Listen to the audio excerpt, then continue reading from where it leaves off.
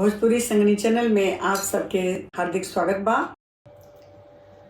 सोने के खड़वा राजा रामचंद्र माता के महल गईले हो। ए माता हो माता चलेला मधुबनवा सीता के कैसे रखबू। ए माता हम माता चलेला मधुबनवा सीता के कैसे रखबू।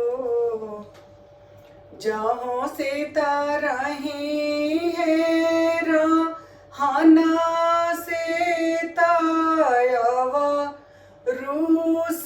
रूसहना से ना हो।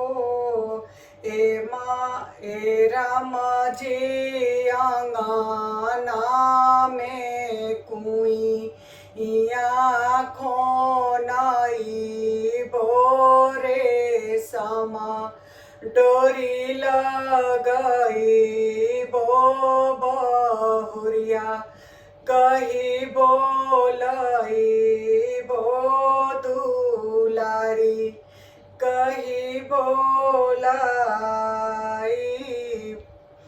ए राम जी आंगना में कुई यारे खोनाई बोरे समा डोरी लगाई बहुरिया कही बोलाई बदुलारी कही बोलाई। सोने के खड़वा राजा रामचंद्र सीता के महल गईले हो। ए सीता हम माता चलीला मधुबनवा तुहू कैसे रहबू तुहू कैसे रहबू। आठ ही काठ के नैया कावन घाटे लागेली हो।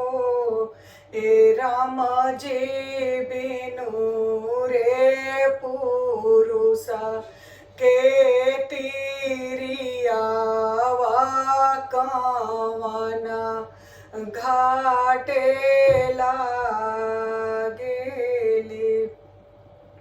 आठ ही काठ के नैया कावन घाटे लागेली हो।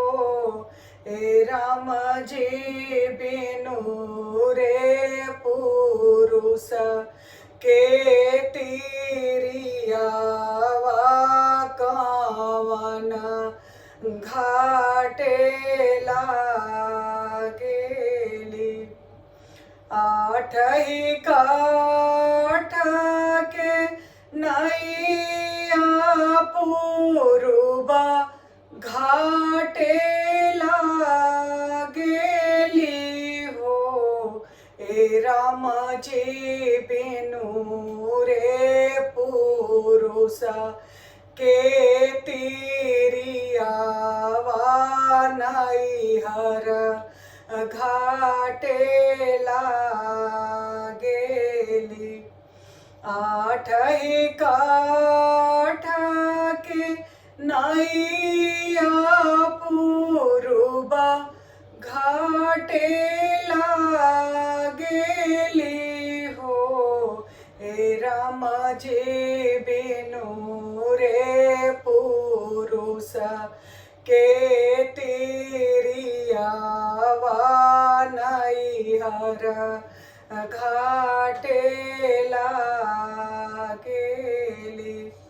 सोने के कड़वा राजा रामचंद्र माता के महल गईले हो। ए माता हम त चलीला मधुबनवा सीता के कैसे रखबू सीता के कैसे रखबू सीता के कैसे रखबू।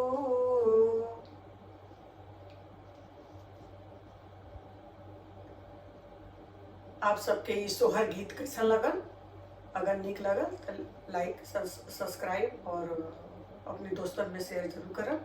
धन्यवाद।